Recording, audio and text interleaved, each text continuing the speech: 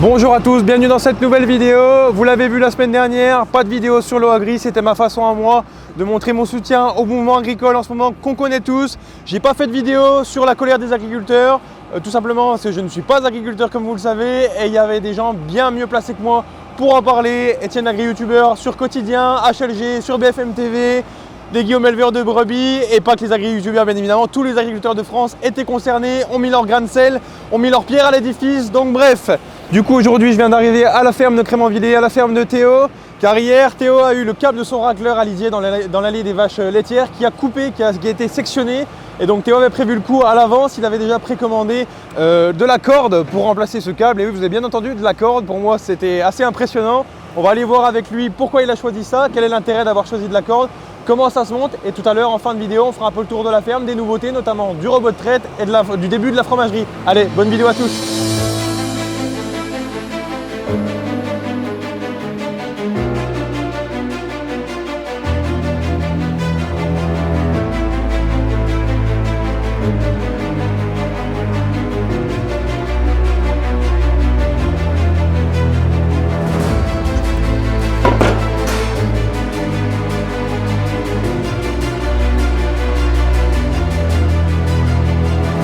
Donc hier on a eu le câble de notre racleur automatique qui a coupé, donc sur la partie enroulante pour le ramener. Le racleur c'est une installation qui date de 2014. Voilà, donc le câble il a fait 10 ans. 10 ans ouais. Voilà, ce coup-ci il est bon à changer. On a déjà eu l'occasion de travailler avec la corderie Gautier avec leur produit Megatrat pour le lin, comme vous pouvez le voir sur les images suivantes.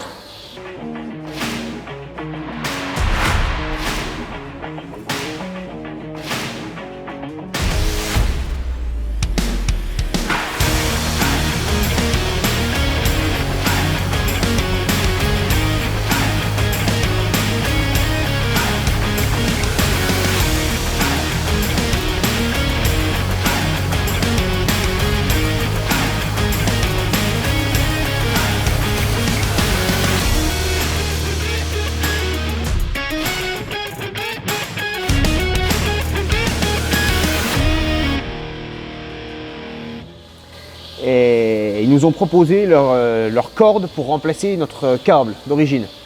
Donc là aujourd'hui on va poser la corde en diamètre 8 sur le racleur pour remplacer le câble tout simplement. On va passer d'un câble à une corde synthétique. C'est quand même assez surprenant de passer, d'imaginer une corde dans la bouse, tout ça pour tirer, c'est surprenant. Ouais, alors il y a de nombreux avantages de passer d'un câble métallique à une corde. Donc un très faible allongement, c'est tout léger à mettre en place. La charge de rupture est beaucoup plus élevée qu'un câble métallique. Ça a une très bonne tenue aux UV, une très bonne résistance à l'abrasion parce que mine de rien, ce qui use le câble ou la corde, c'est pas le fait de tracter ou de tirer, c'est l'endroit où elle passe. Oui. La tranchée, les poulies, tout ce qui peut la pincer, c'est ça qui fait que le câble il use. C'est imputrescible et c'est facilement épissable, c'est-à-dire qu'on peut la rabouter de part en part. Ok, ouais, quand ça coupe, c'est facile à remettre en place. Exactement. Alors déjà, même pour nous, au niveau de la mise en place, mettre en place un câble métallique, il faut faire attention aux blessures avec tous les petits fils qui peuvent sortir. C'est raide, c'est pas souple. Et puis manipuler des quantités comme ça, c'est lourd. Là, on a 100 mètres, bon, c'est une petite allée, mais ça représente du poids quand même. Alors, il n'y a pas de risque de blessure aussi bien pour l'humain que pour les bêtes. Et c'est surtout que la corde, on pourra la réparer beaucoup plus facilement en cas de casse. Donc là, dans les avantages de la corde, tu nous as parlé de la charge de rupture élevée. Tu as une idée, ils t'ont donné quelque chose en termes de chiffres? Alors, ce qu'on appelle la charge de rupture, c'est la charge à partir de laquelle, à condition qu'elle soit à l'arrêt, le câble va couper. Ok. Et pour une corde de diamètre 10, on est aux alentours des 11 tonnes. Oui, donc jamais atteint en tracteur du lisier. Jamais atteint en tracteur du lisier. Ok.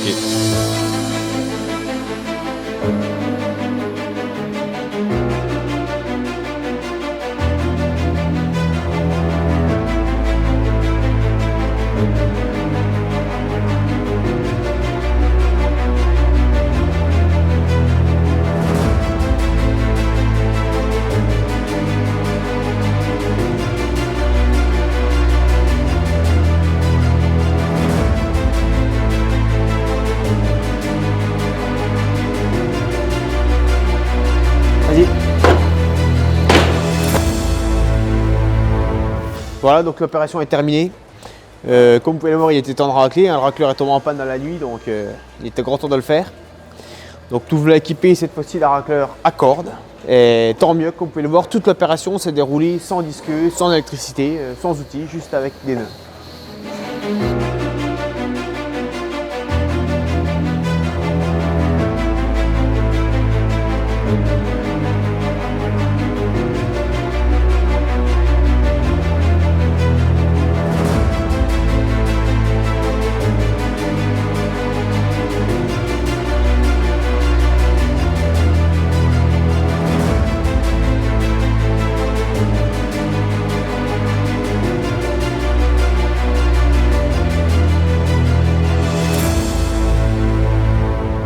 Donc voilà, on a fini d'installer les nouvelles cordes sur les racleurs.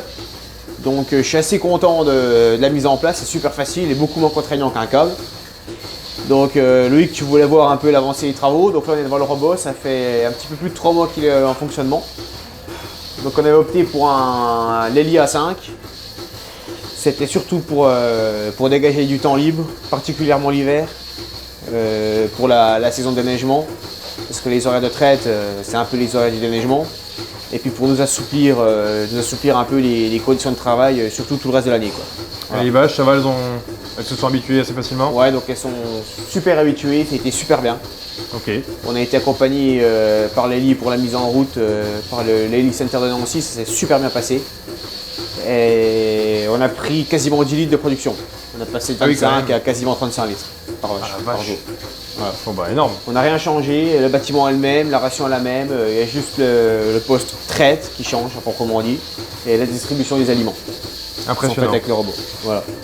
Sinon, pour les autres projets, il y a la fromagerie en bas, ça avance doucement. On essaie de gérer un peu tout le travail de tous les jours. Ouais, c'est sûr. Avec la suite du chantier du robot. Le robot est en route, mais tout ce qui est derrière n'est pas fini. Et puis la fromagerie, la transfo, quoi, pour les yaourts, tout ça, voilà, c'est en cours. Ça se monte tout doucement, mais Doucement mais sûrement. voilà, doucement mais sûrement. Je pense que pour fin d'année, on verra le bout du tunnel. Et ben on fera une vidéo au moment venu. Impeccable. Voilà.